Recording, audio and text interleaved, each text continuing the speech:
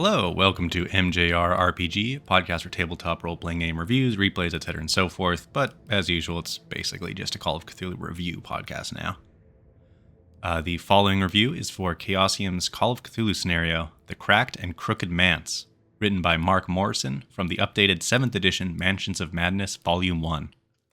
As always, you can find a link to the written version of this review on mjrrpg.com in case you don't want to listen to my voice. The first section of this review is spoiler light for players and keepers, while the second half is spoiler full. I'll warn off players before that comes, as usual. In short, The Crack'd and Crook'd Manse is a top-notch spooky house scenario, perfect for groups of any experience level, being simple enough for new players, but with enough meat and surprises to keep experienced gamers on their toes. While quite simple when stripped down, The Crack'd and Crook'd Manse has a fairly beefy page count for a one-shot scenario, covering 28 pages including plentiful illustrations, handouts, maps, and stats. Chaosium's official 7e releases are almost always beautifully produced, and this is no exception. The text layout is varied from paragraph to paragraph to avoid any massive text blocks, and generously sprinkled with illustrations, character portraits, maps, and handouts to further break up the text. All in all, as a physical object, it is very pleasant to hold and read. The scenario is likely best suited to a 3 to 5 player group, but there's nothing stopping it from working for a smaller or larger group, without needing to alter too much, though a solo investigator could use an NPC or two to help them get along. Mansions of Madness unfortunately does not come with any pre-generated investigators to use, but most characters with a nice balance of skills between them should fit in well enough and don't require any specific ties to the scenario setting. Like the ever-popular The Haunting, The Crack'd and Crook'd Manse is a explore the spooky house type of scenario. And also like The Haunting, it's very well suited to new players and keepers, though with quite a bit more meat than The Haunting, allowing it to appeal to more experienced players as well. Featuring a larger house, a manse, than The Haunting does generally lead to it being a longer session, but if a group can swing it, I think it would make a better introduction scenario than The Haunting. It offers more NPC interaction, both easier and more detailed initial investigation, and more flexibility for players to think up their own solutions, while also having a tighter structure for new keepers. Being bigger does mean completely new keepers may find it more difficult to work with than The Haunting, or any of the bite-sized titles in Gateways to Terror, but if they've GM'd other games before, it shouldn't be that much of an issue. With a comfortable keeper and a group of newbies willing to jump in feet first, or especially for experienced gamers new to Call of Cthulhu, I think The Crack'd and Crook'd Manse may be the best beefy yet small-sized and contained scenario to introduce Call of Cthulhu 7th edition.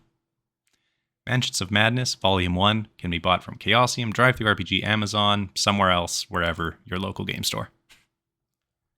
The following is full of spoilers, so if you are not a keeper, you should probably go away, unless you just want to spoil it for yourself. The structure of the scenario is simple and straightforward, though what actually haunts the manse, and how to deal with it, is a twist.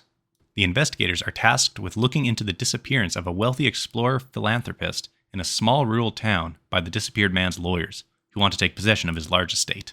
The investigators can poke around town before heading to the estate, and there are a number of fun NPCs to interact with and learn about both the missing man and his mansion's storied past. It's a good idea to encourage the party to look around the town instead of heading straight to the manse, which could cut out NPC introductions that could be made use of later, and also subverting the fun misdirect about the mansion's supposed haunting or curse. The easiest way to do so, beyond outright telling them to explore, is to have the party arrive in the town at night when the law office is already closed, giving them an excuse to stay at the local boarding house. There they can gossip with the owners, getting leads and suggestions for who to talk with in the morning. If the players still seem like they're just going to go straight to the lawyers, then the mansion in the morning, you could have the boarding house owners spread word around town. This gives an excuse to have the 3 main NPCs, the sheriff, journalist, and librarian, intercept the party to ask some questions or favors, and conveniently drop some clues the party would otherwise miss. One small clue, not really that small, that I believe definitely needs to be given to the players, and not hidden behind a role of some sort, is the missing man's paid-for but undelivered truckload of salt.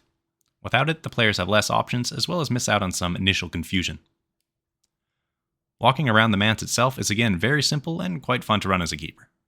The text gives detailed descriptions of every location in the manor, as well as lots of advice on how to amp up the creepy factor right until the reveal. The investigators, and hopefully players, will believe the mansion is haunted or cursed. The truth, of course, is that a giant slime monster lives in the basement. Directly fighting the creature is almost impossible without salt or fire, and even with those, the creature can probably take an investigator or two down with it. Rather than fighting the beast, the finale is more likely to be a desperate escape from the manse as the slime wriggles and bubbles up through the house. Ideally, the investigators will all be on the second floor when it's finally time to bring out the monster, forcing them to clamber out windows. In my run, 3 investigators hurled themselves out one by one from the second floor windows, 2 knocking themselves unconscious right away. The last investigator got stuck in a closet, but as the walls are rotted away by the slime creature's, slime, I allowed them to smash through a wall and make their way up into the attic. A couple fantastic rolls helped him down, and the 2 conscious investigators dragged their fellows into the car and sped away just as a couple pseudopods swept past them.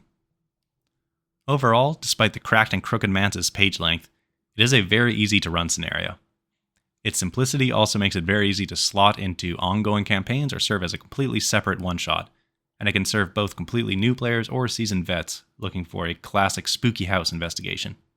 An easily recommended scenario in an easily recommended book. Again, you can find the Crack'd and Crook'd Manse in Mansions of Madness Volume 1, available from Chaosium, DriveThruRPG, Amazon, or your local game store. Thank you for listening. As always, thank you to Cryochamber for use of their album, Cthulhu.